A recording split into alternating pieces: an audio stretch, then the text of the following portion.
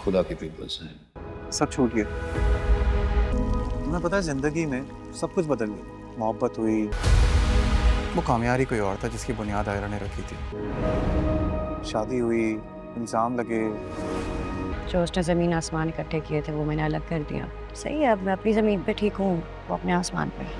शादी टूटी। कागज पे लिखे अल्फाज मिट जाते हैं, दिल में बसे लोग नहीं मिटते। खुद को कामयाब के साथ खुश देखना चाहती थी, गलत चाहती थी। ये जो आज मैं हूँ, इस कामयाब का आयरा से कोई मैच ही नहीं है। अदी और नफीसा आयरा को मनाने के लिए इरफान साहब के घर जाती हैं, लेकिन आयरा दादी के साथ वापस जाने से साफ इनकार कर देती है। दादी को आयरा का इस तरह इनकार करना बिल्कुल अच्छा नहीं लगता और वो दुखी होकर घर वापस आ जाती हैं और कामयार को साफ कह देती हैं कि अगर आयरा घर वापस ना आई और तुमने उससे माफ़ी ना मांगी तो मैं तुम्हें कभी माफ़ नहीं करूँगी।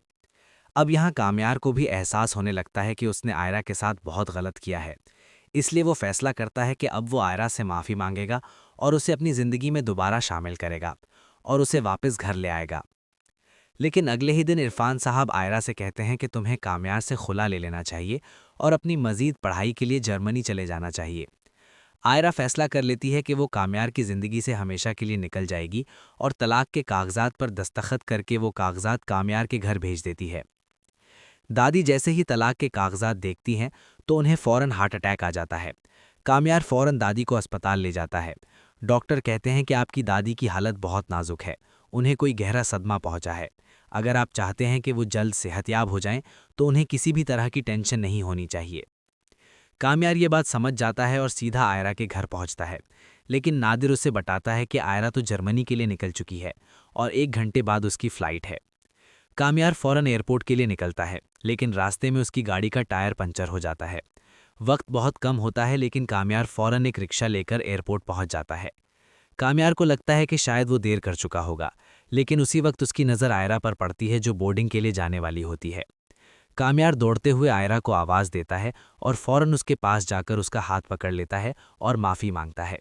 वो कहता है कि आयरा, दादी की तबीयत बहुत ख़राब है, उन्हें हार्ट अटैक आया है और वो तुमसे मिलना चाहती हैं, प्लीज़ मेरे साथ अस्पताल चलो। आयरा कहती है कि तुम सिर्फ अपनी दादी के लिए मुझसे माफ़ी मांग रहे हो, तुम्हारे दिल में अब भी मेरे लिए कोई एहसास नहीं है। लेकिन कामयार दिल से कहता है, आयरा, मैं तुमसे मोहब्बत करता हूँ, मैंने तुम्हारे साथ बहुत गलत किया, प्लीज़ मुझे माफ़ कर दो और मेरी ज़िंदगी से मत जाओ, मैं तुम्हारे बगैर नहीं रह सकता। आयरा कामयार की आंखों में अपने लिए सच्चा प्यार देखकर हैरान हो जाती है। इरफान साहब भी आयरा को रोक लेते हैं और कहते हैं कि कामयार के साथ चली जाओ। आयरा सीधा कामयार के साथ अस्पताल पहुंचती है। दादी आयरा को देखकर बिल्कुल ठीक हो जाती हैं और सब खुशी खुशी दादी को घर वापस ले आते हैं। यहाँ दादी के ठीक होने के बाद कामयार और आयरा हनीमून के लिए स्विट्ज़रलैंड जाते हैं। 1 साल बाद हमें दिखाया जाता है कि कामयार का एक बहुत ही प्यारा बेटा होता है। कामयार अब एक अच्छा बाप बन चुका है और अपने बिजनेस में भी संजीदा हो गया है और उसका बिजनेस काफ़ी तरक्की कर रहा है। इसी के साथ ये कहानी हैप्पी एंडिंग के साथ ख़त्म हो जाती है।